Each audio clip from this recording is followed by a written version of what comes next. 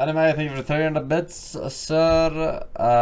No wonder the US has so many weebs. Japan is the first world country, by the way. Imagine a prisoner sitting in solitary confinement, waiting to die. He has no idea when it'll happen, but he knows it's inevitable. Think of the fear, the anxiety, the stress this prisoner must feel. He wakes up every day not knowing if it's his last. He falls asleep at night not knowing if he'll be pulled from his bed to die. The prisoner awakes for the day. He sits alone with only his thoughts. Water trickles down the sides of the windowless concrete walls that make up his cell. He's pacing back and forth when there's a clunk. The door to his cell unlatches. It swings open. When the prisoner looks out through the open doorway, all he sees is a long, empty hall. He cautiously exits the room. The door at the far end of the hallway slides open with a hiss. The prisoner walks slowly, unsure of what's to come. When he's halfway down the hall, the door to his cell slams shut and locks automatically. The only way to go is forward. He enters the doorway at the end of the hall. The glaring light from within the room blinds him. Standing in the room is a hooded figure. In his hand is a noose. The time has finally come. The wait is over. The prisoner walks calmly over and allows the noose to be placed around his neck. He's relieved that the wait and the not knowing is finally over. The hooded figure leaves the room. It's silent again. Time goes by, then suddenly, the floor beneath the prisoner drops. The rope tightens. The execution is carried out. This may seem like a cruel punishment from earlier times, but it's not. It's happening right now. This scenario is part of being a prisoner on death row in Japan. Let's compare the death row process of Japan and the United States. You'll find some of the practices in these two developed nations to be surprising and not as developed as you might think.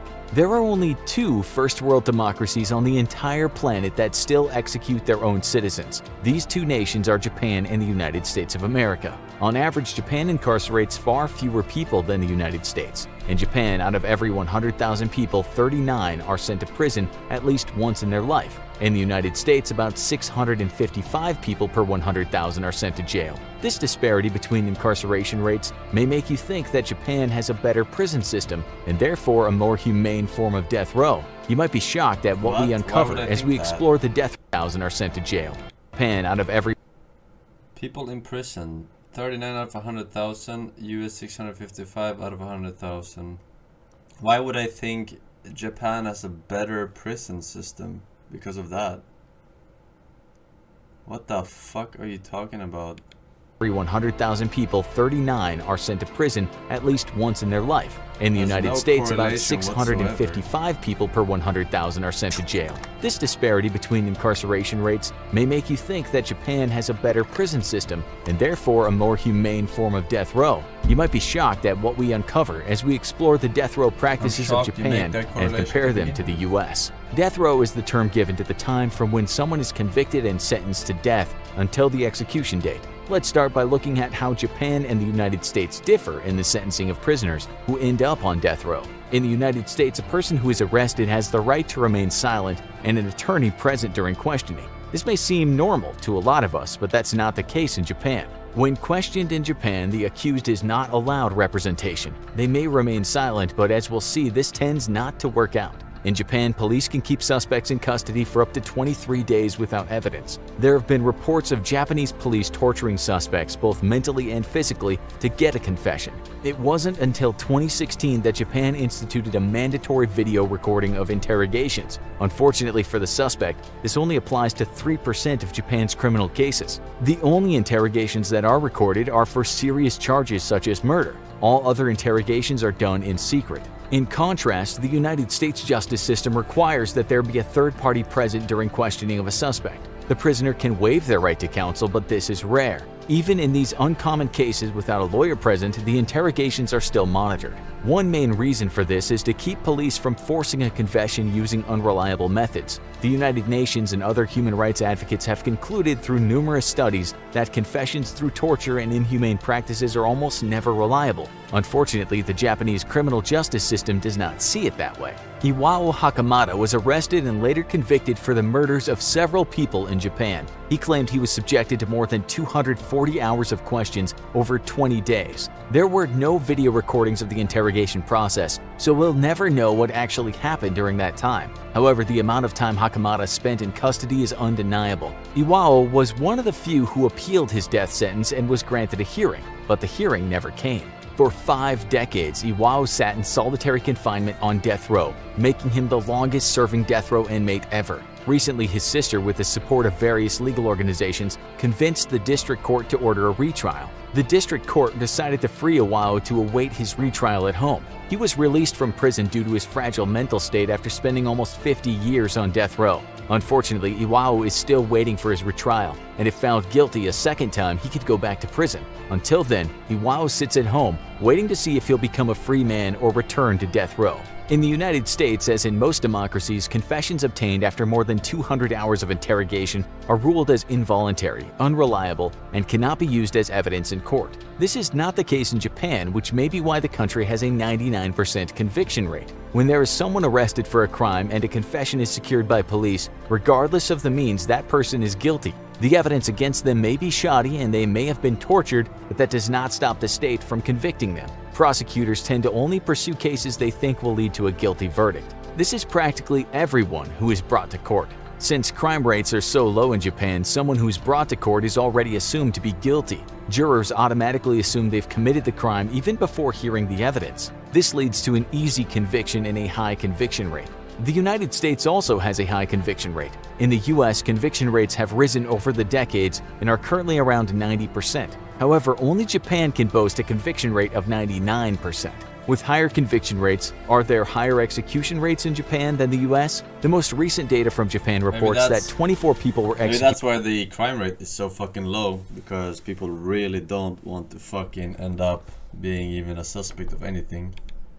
Between 2012 and 2016. However, since 1977, the annual number of executed inmates has never been more than 9 people in a year. In 1998, the Japanese Justice Ministry released a report that stated 7 people were executed in 1 week, which was the largest number of executions in that amount of time. Regardless of how you feel about the death penalty, the United States execution rates are startling. In 2018 alone, 25 death row inmates were executed. That's more than Japan executes in 3 years. In 2019, 22 prisoners were executed in the US. This is just 2 less than all of the executions in Japan between 2012 and 2016.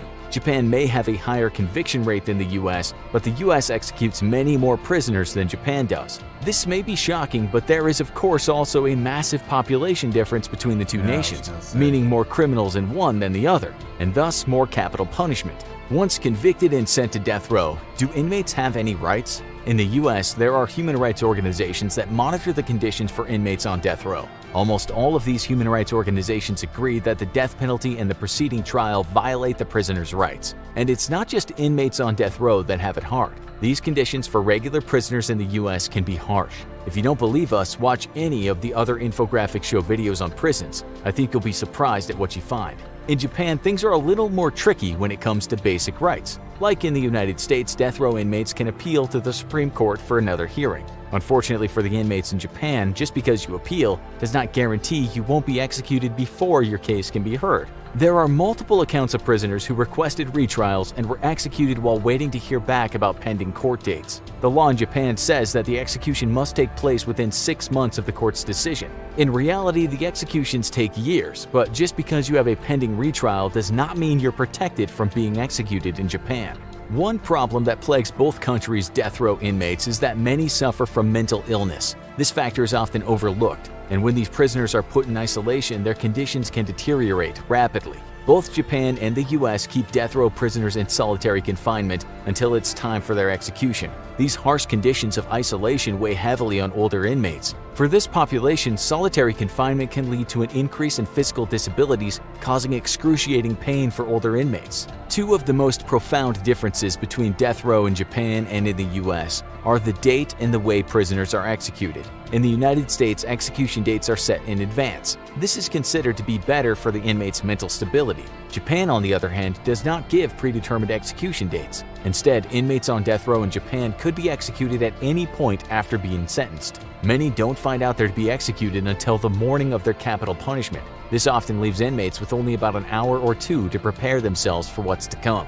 The UN Committee Against Torture has criticized Japan for this practice. The psychological strain of not knowing when the execution will occur is literal torture, not only to the inmate, but to their families as well. It is true that the United States prisoners do get a request a last meal. Some prison systems honor everything an inmate asks for, but others do not. Either way, death row prisoners do get a final meal. Since there's no set date of execution in Japan, inmates do not get a final meal on the day they're to be executed. If you had to guess right now, which country do you think would have a more humane execution? Would it be Japan with their surprise executions, or the United States with its high number of executions? Is one way better than the other? We'll let you be the judge. In Japan, executions are carried out by hanging. The inmate is blindfolded and a black hood is placed over their head before they're executed. To release the executioners of their burden, 3 prison officers simultaneously press the button for the trap door to open. This way, they'll never know which button pusher was ultimately up my cock with FeelsOkayMan daily videos and got nothing left, so I need daily dose of your PNG face cam reaction,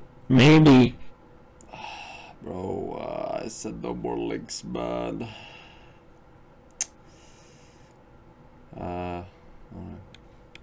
Responsible for taking the prisoner's life. In the United States, things work a little differently. Most often the prisoner is executed by lethal injection. The deadly cocktail varies by state, but normally it consists of some form of paralytic before a final poison is administered. This is often done by people without any medical training. It makes sense when you think about it, as administering the chemicals to kill someone would be in breach of a medical professional's Hippocratic oath. But unlike in Japan, the person who is carrying out the execution knows without a doubt they are the ones who delivered death to the inmate. Also, unlike Japan, the United States allows execution methods to be determined at the state level rather than having one standard federal policy. Some states even allow the executee to choose their method of execution.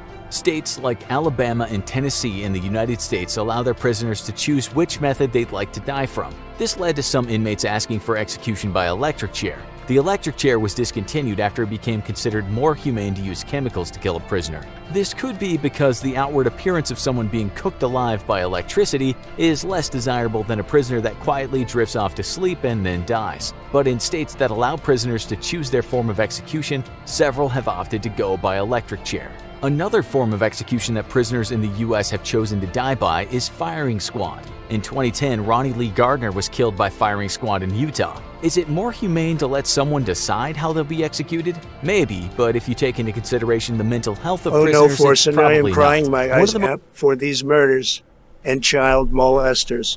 Oh wait, it's time to ride the lightning, degenerates. I don't think anyone is really...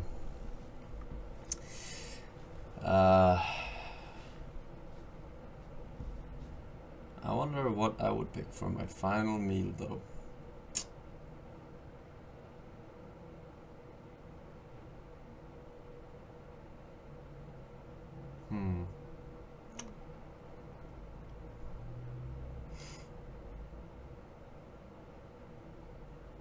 Something really hard to get, maybe.